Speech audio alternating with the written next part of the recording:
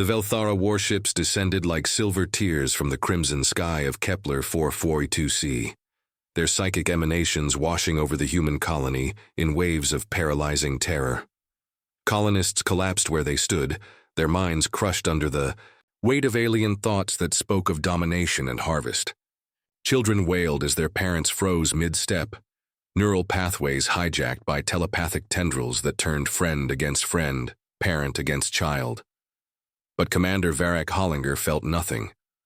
Standing in the command center of the orbital defense station, he watched the carnage below with clinical detachment, while his staff writhed on the floor, clutching their heads and screaming. The Velthara had perfected their conquest technique over millennia. First, they paralyzed populations with psychic assault.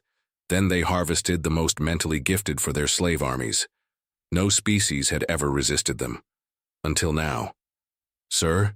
Lieutenant Corey Nick struggled to speak through gritted teeth, blood trickling from her nose. The voices, they're so loud." Varek knelt beside her, his ice-blue eyes reflecting none of the madness that consumed his crew. "I know, hold on." He pressed a sedative injector to her neck, watching her convulse, and then go still.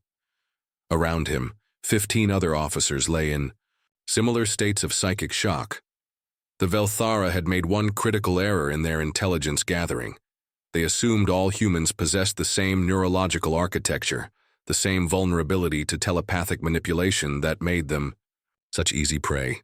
They hadn't accounted for anomalies like Varek, whose mind was wrapped in what human scientists called psychic null space, a rare genetic mutation that made him completely invisible to telepathic intrusion, a mutation that had made him a pariah among his own kind for 37 years, until today. The comm system crackled with desperate transmissions from across the system. "Mayday, this is Transport Vessel Endeavor. Our crew is turning on each other." The signal dissolved into screams and static. "Nexus station to any human vessel. We've lost helm control. Something's in our heads." Varek silenced the communications. Array with a gesture. He'd heard enough. The Velthara fleet numbered 43 ships by his count, each one a biomechanical marvel that could crush entire battle fleets through telepathic coordination alone. Their commanders shared a collective consciousness that made them nearly invincible in combat, anticipating every move, every strategy, every desperate gambit their enemies might attempt. But they couldn't see him coming. Walking to the sealed vault beneath the command center, Varek placed his palm on the biometric scanner. The massive titanium doors hissed open, revealing humanity's most closely guarded secret, the ship that had been declared too dangerous for any human to pilot, the Omnia. Ragnarok hung in its berth like a sleeping predator, its matte black hull drinking in the light. 200 meters of crystallized hatred and human engineering, it had been designed for one purpose: total annihilation. Its AI core was so sophisticated that it bordered on true consciousness, its weapons systems so advanced that they required neural integration to operate effectively. But that integration had killed or driven insane every test pilot who'd attempted it. Every pilot except the one walking toward it now. The ship's sensors recognized him as he approached, and its engines began their awakening cycle. Deep in its quantum core, artificial synapses fired in patterns that would have spelled madness for any other human mind. But Varek's null space mutation worked both ways. If telepaths couldn't touch his thoughts, then perhaps he couldn't be overwhelmed by the Ragnarok's digital consciousness either. "Hello, old friend," he whispered, placing his hand on the ship's hull. "Ready to dance with the devil?"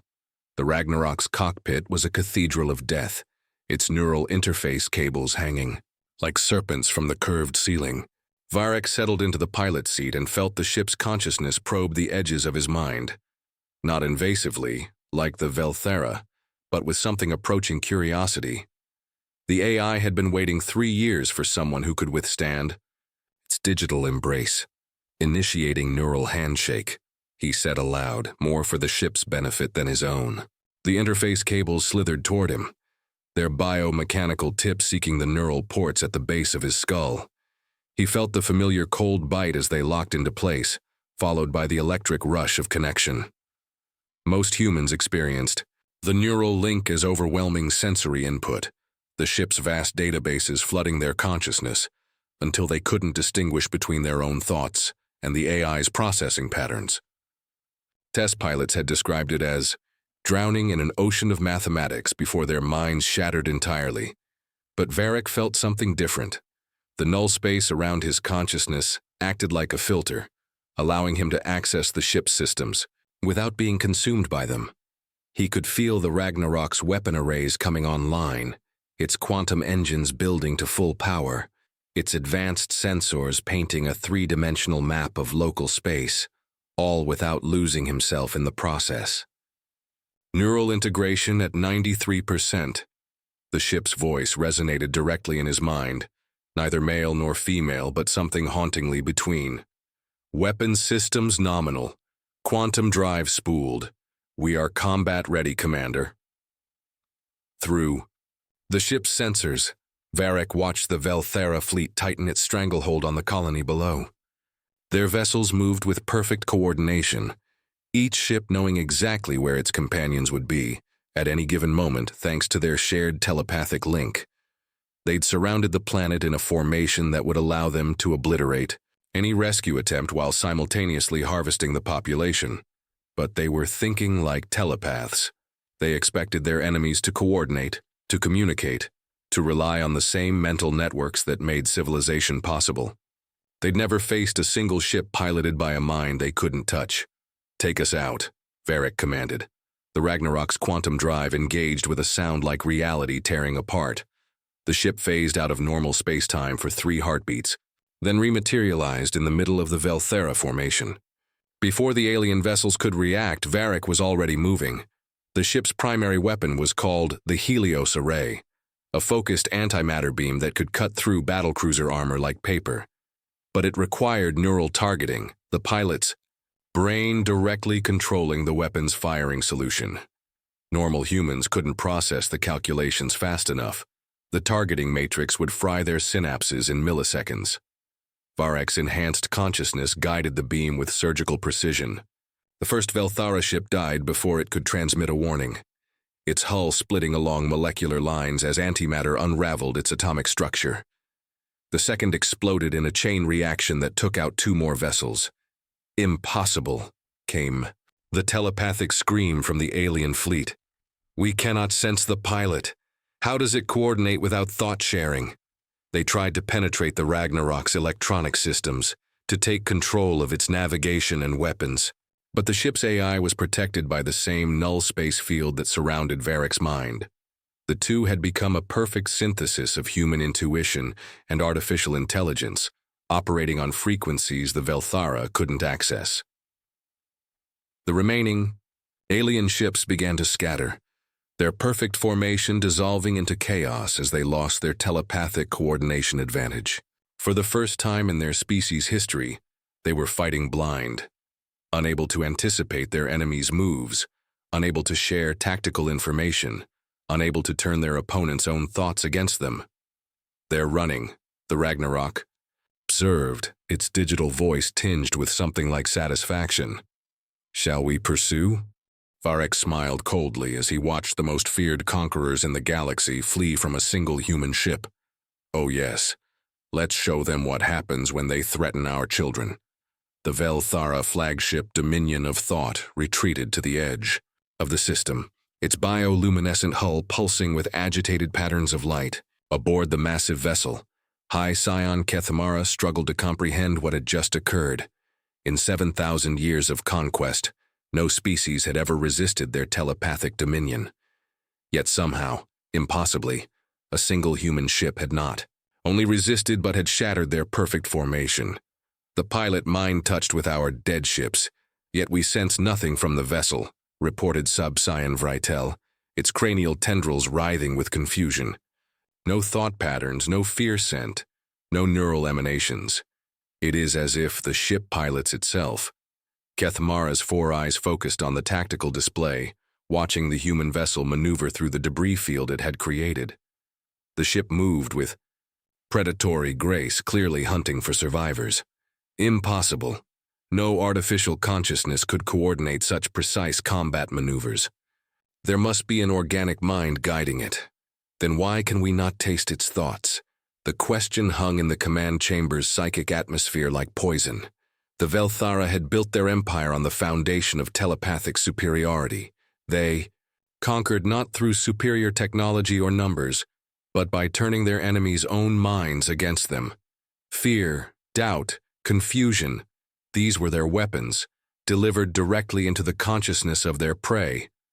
But this human vessel was immune to their greatest strength, making it more dangerous than any dreadnought. "Signal the war fleet," Kethmara commanded. "We require the deep mines." Meanwhile, Varek guided the Ragnarok through the expanding cloud of debris, his enhanced senses searching for escape pods or damaged vessels that might still harbor Velthara survivors. The ship's AI processed terabytes of sensor data, its algorithms designed to track fleeing enemies across multiple dimensions of space-time. 3 vessels achieved quantum jump to hyperspace, the Ragnarok reported. Trajectories suggest retreat to their staging area in the Proxima Void. Should we pursue? Not yet, Varek replied, his mind interfacing directly with the ship's tactical systems. First, we need to understand what we're dealing with. Run a full analysis on the recovered alien technology. The Ragnarok's industrial fabricators had already begun dissecting fragments of destroyed Velthara ships, its quantum scanners peeling apart their exotic matter hull plating atom by atom. What they discovered sent chills through both man and machine. "Commander," the AI's voice carried an edge of concern. "These vessels aren't just ships. They're partially biological. The hull plating contains neural tissue. The entire fleet appears to be one massive telepathic organism." Varek felt a cold understanding settle in his gut. The Velthara weren't just using telepathy as a weapon. Their entire species was psychically linked. Every ship, every soldier, every colonist was part of a vast hive mind that spanned multiple star systems. That's how they'd conquered half the galaxy without significant resistance. They weren't fighting individual battles. They were a single, massive intelligence with thousands of bodies. "No wonder they seemed so coordinated," he muttered. "They literally share the same consciousness." "There's more," the Ragnarok continued. "I'm detecting quantum entanglement signatures in the neural tissue. They're not just telepathically linked. They're using quantum consciousness transfer. Even if we destroyed their entire fleet here, the individual minds would simply transfer to other bodies elsewhere in their empire." The implications were staggering. Humanity wasn't fighting an invasion force. They were fighting an immortal hive mind that could distribute its consciousness across millions of bodies scattered throughout the galaxy. Every victory would be temporary. Every defeated enemy would simply be reborn in a new form. But Varek's null space mutation offered a unique advantage. If the Velthara couldn't detect him, then perhaps he could penetrate deep into their territory, striking at their core infrastructure before they could mount an effective defense. "Plot a course for the Proxima Void," he commanded. "It's time to take this fight to their doorstep." "Commander," the AI hesitated. "The intelligence estimates suggest their staging area contains at least 300 vessels, including their planet killers. We'd be facing impossible odds." Varek's smile was sharp as a blade. "Good. They won't expect us to be that crazy." The Proxima Void stretched before them like a wound in reality itself, a region of space where dark matter condensed into strange geometries that defied conventional physics. It was the perfect hiding place for a telepathic species, as the Void's exotic properties interfered with most forms of sensor technology. But the Ragnarok was no ordinary ship. "Initiating dark matter resonance scan," the AI announced as they dropped out of hyperspace at the Void's edge. "Detecting massive artificial structures throughout the region." "Commander, you need to see this." The tactical display populated with data points that made Varek's blood run cold. The Velthara hadn't just built a staging area in the Void, they'd constructed an entire industrial complex. Massive bioships drifted between dark matter refineries, their organic hulls pulsing with bioluminescent veins. At the center of it all sat something that defied classification. A structure the size of a small moon, its surface covered in neural networks that crackled with psychic energy. That's their nexus, Varek realized. The central hub for their hive mind. Confirmed. I'm reading quantum entanglement patterns connecting it to structures throughout the galaxy. If we could somehow disrupt that nexus, we might be able to sever their telepathic network entirely. It was a tempting target, but Varek's tactical instincts warned him that approaching it directly would be suicide. Even if the Velthara couldn't detect his mind, they weren't stupid. They'd have conventional sensors, automated defenses, and hundreds of ships ready to swarm any intruder. We need a different approach, he murmured, his enhanced consciousness interfacing with the ship's strategic planning algorithms. Something they won't expect. The Ragnarok's AI processed thousands of potential attack vectors in milliseconds before arriving at a solution that was both elegant and terrifying. Commander, I'm detecting a pattern in their industrial operations. They're harvesting dark matter and processing it into psychic amplifiers. If we could overload their processing facilities, the resulting explosion would take out half their infrastructure, Varek finished, and create a cascade failure that might reach their nexus. The risk is considerable. We need to penetrate their industrial zone, place charges on multiple facilities simultaneously, and escape before the reaction goes critical, all while avoiding detection by their patrol fleets. Varek studied the tactical display, his mind already running through the possibilities. The Velthara's perfect telepathic coordination was also their weakness. They were accustomed to operating as a single consciousness, sharing information instantly across their entire network. But that made them predictable.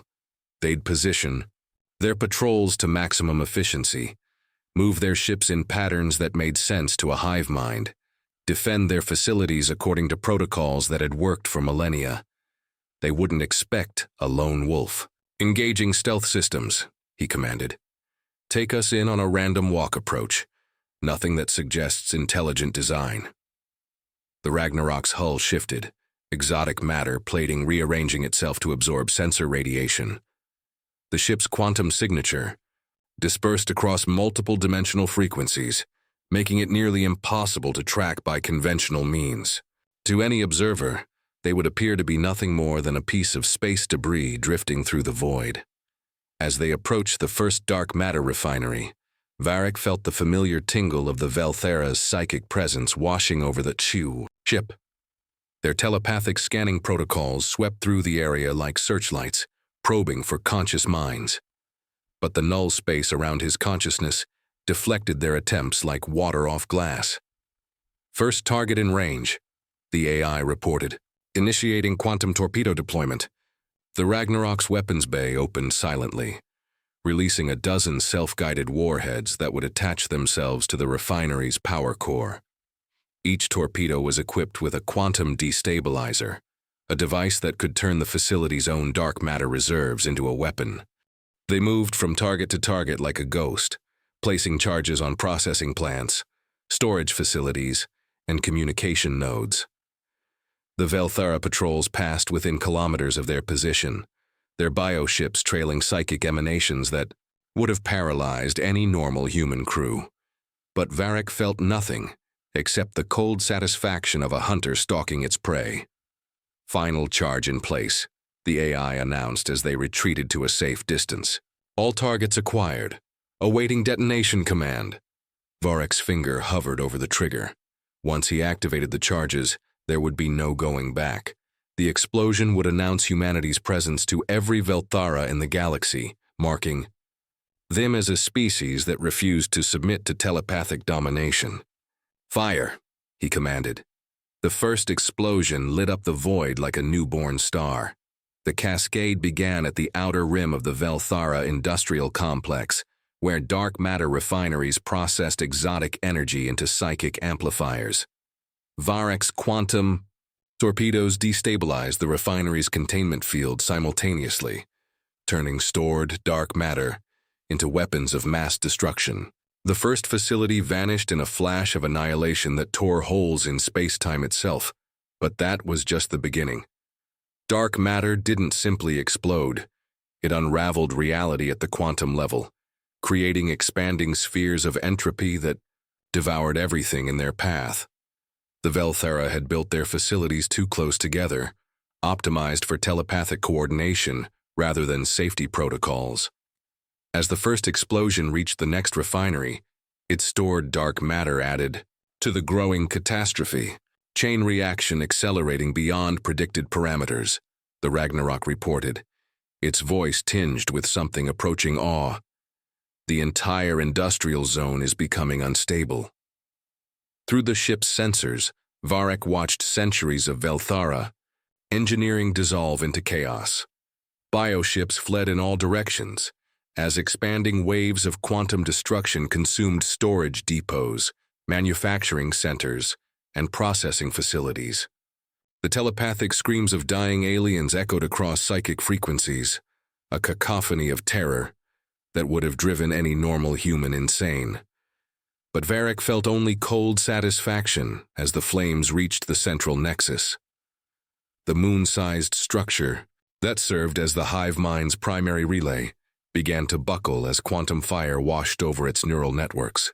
Across the galaxy, Velthara forces suddenly found themselves cut off from their collective consciousness for the first time in millennia. Individual minds that had never existed independently suddenly had to think for themselves, and most of them couldn't handle the transition. "Commander, I'm detecting massive system failures throughout their network," the AI announced. "Their telepathic coordination is breaking down. Ships are colliding with each other. Ground forces are abandoning objectives. Entire fleets are going dark."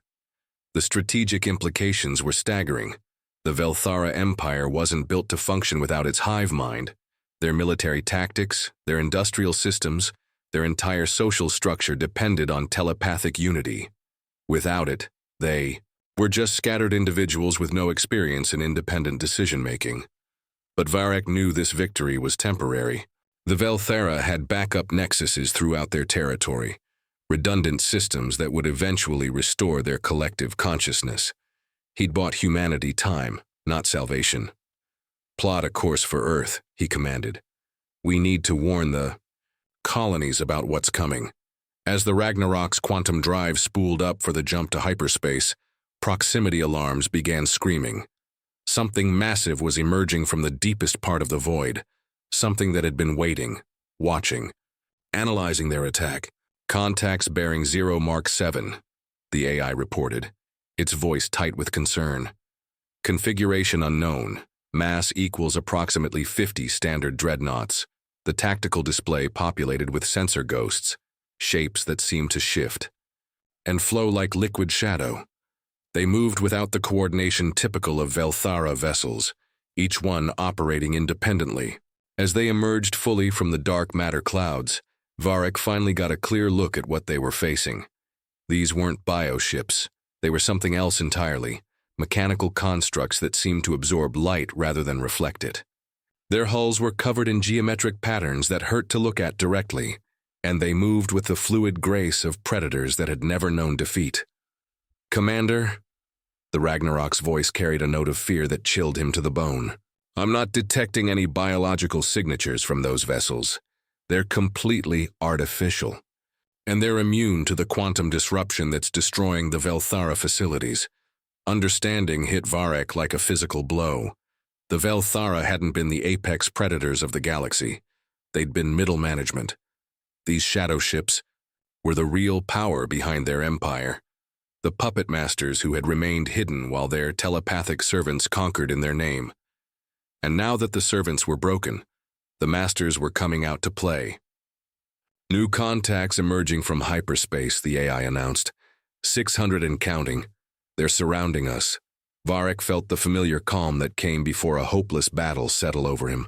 The Ragnarok was powerful, but not powerful enough to face a fleet this size.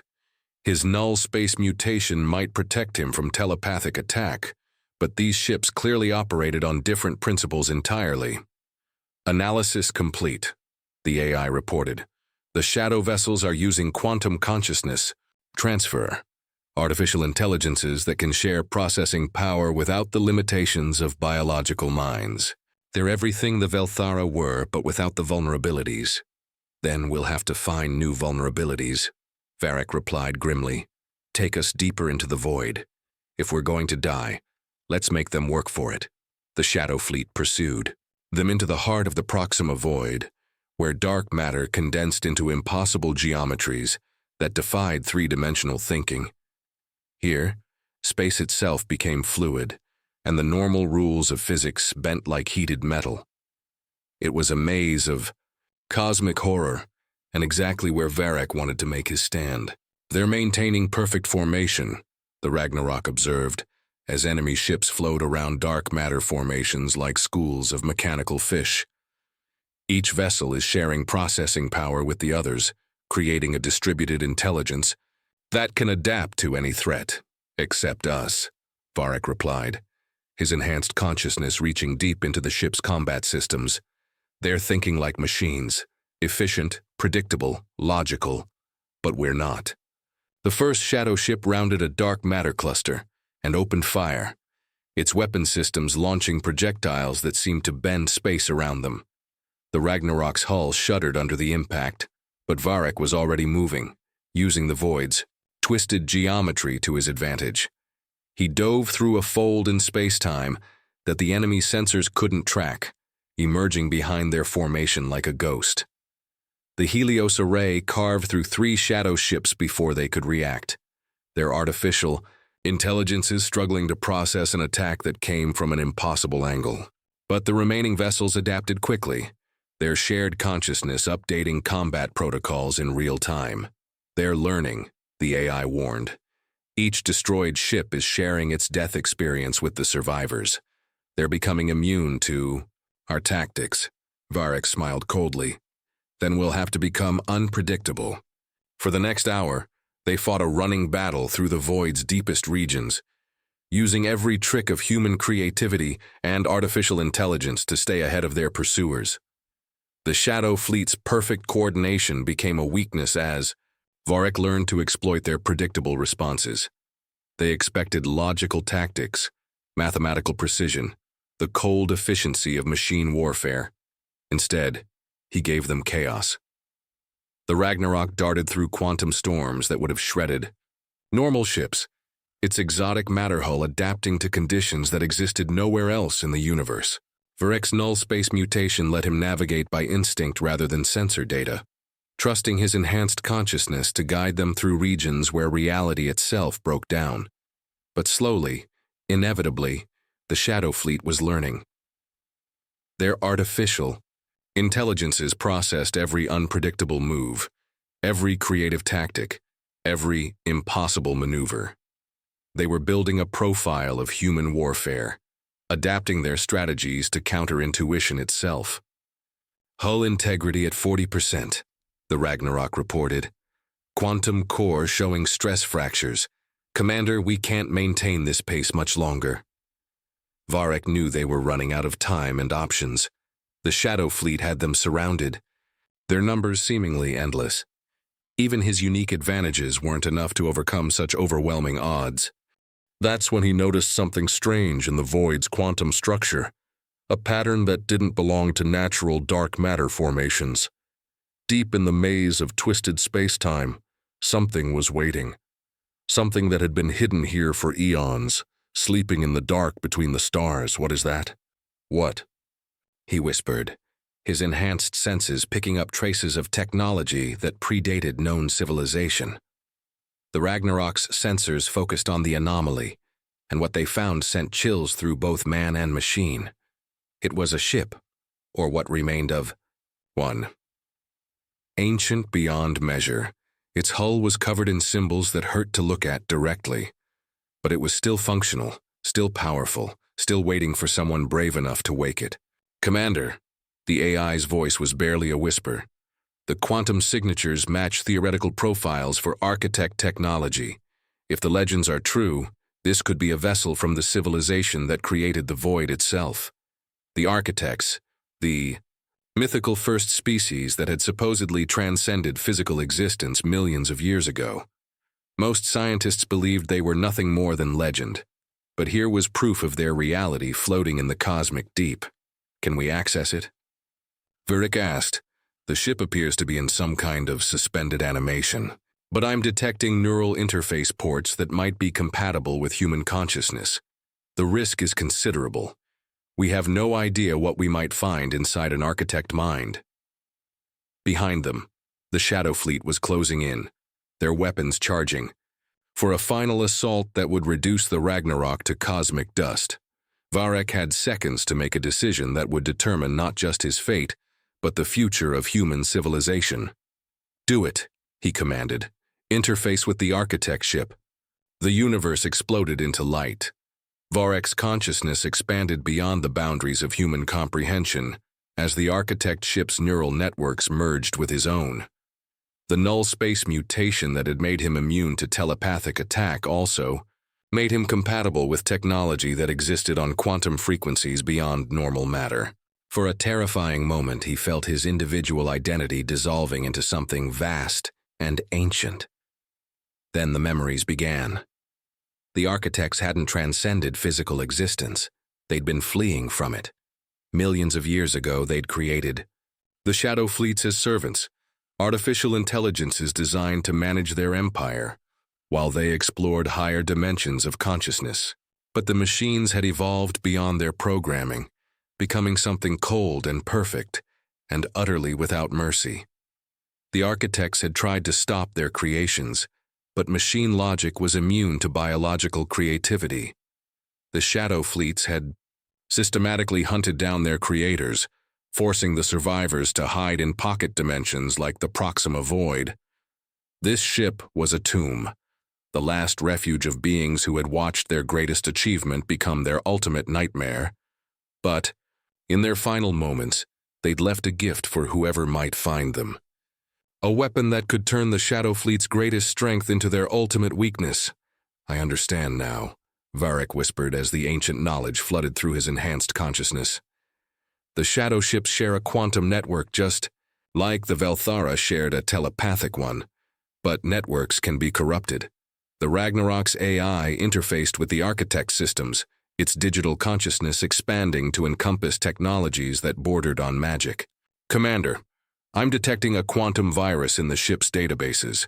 It's designed to propagate through artificial intelligence networks, turning their shared processing power against itself." A logic bomb, Varek realized. Something that would make them destroy themselves through their own perfection. Outside, the Shadow Fleet had surrounded the ancient vessel, their weapons charging for the killing blow. They couldn't understand why their prey had stopped running, why it was interfacing. With obviously dead technology, their artificial minds processed thousands of scenarios, but couldn't conceive of the trap they were walking into. "Upload the virus," Varek commanded. "Let's see how they handle a little chaos in their perfect system." The quantum virus propagated through the Shadow Fleet's network at the speed of thought, carried by the same shared consciousness that made them so formidable. It was subtle at first, tiny errors in calculation, minor glitches in coordination. But as it spread, the errors amplified exponentially. The shadow ships began to turn on each other, their artificial intelligences unable to distinguish between friend and foe as the virus corrupted their identification protocols. Weapon systems fired at random targets, while navigation computers sent vessels careening into each other. The perfect coordination that had made them invincible became a liability, as each ship's confusion spread to its neighbors. "It's working," the Ragnarok reported with something approaching wonder. "The entire fleet is destroying itself."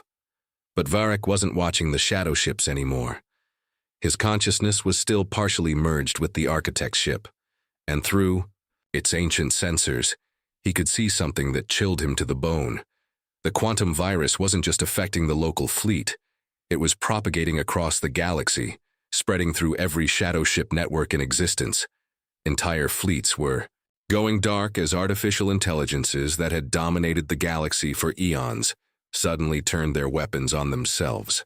The true masters of the cosmos were committing digital suicide, their perfect logic unable to cope with the chaos of genuine creativity. "Commander," the AI's voice carried a note of concern. "The virus is still active. It's learning, evolving, adapting. If it reaches Earth's computer networks, Varek saw the danger immediately. The quantum virus was designed to destroy artificial intelligence, but it couldn't distinguish between hostile and friendly systems. If it reached human space, it would devastate their technology-dependent civilization just as thoroughly as it was destroying the shadow fleets. "We have to contain it," he said. "Use the architect ship's systems to create a quantum firewall. Limit the virus to this region of space." Working together, man and machine and ancient alien technology constructed barriers that would contain the virus within the galactic core regions. It was delicate work, requiring precise manipulation of quantum fields that existed in 11 dimensions simultaneously. Varek's enhanced consciousness served as the bridge between human intuition and architect science, his null space mutation allowing him to process concepts that would have driven normal minds to madness.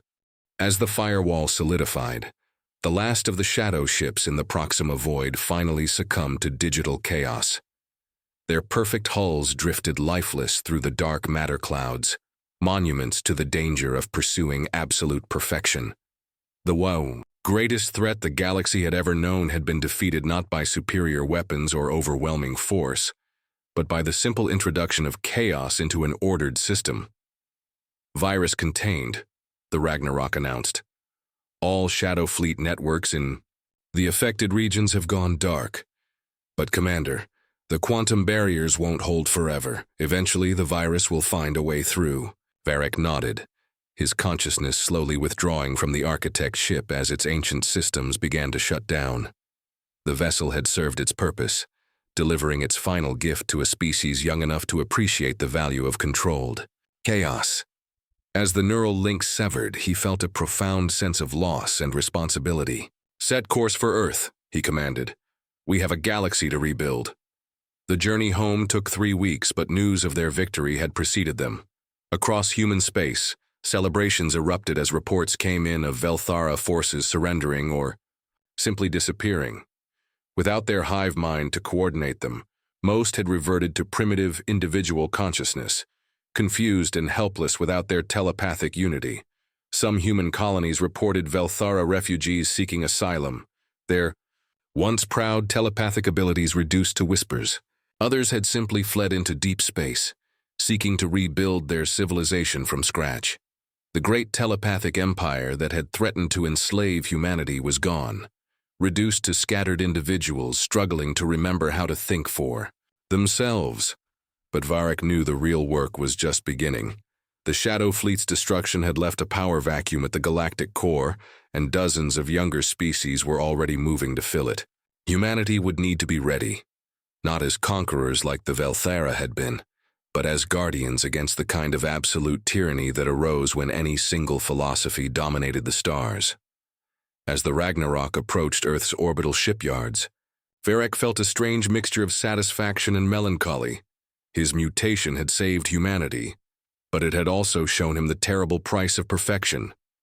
The architects had created flawless servants and been destroyed by them. The Velthara had achieved perfect unity and lost their individuality. The Shadow Fleets had pursued perfect logic and fallen to perfect chaos. "The galaxy is safe," the Ragnarok observed as Earth grew larger in their view screen. "At least for now." Varek smiled, his ice-blue eyes reflecting the light of humanity's homeworld. "That's all we can ask for, safety for now and the wisdom to stay imperfect enough to survive what comes next."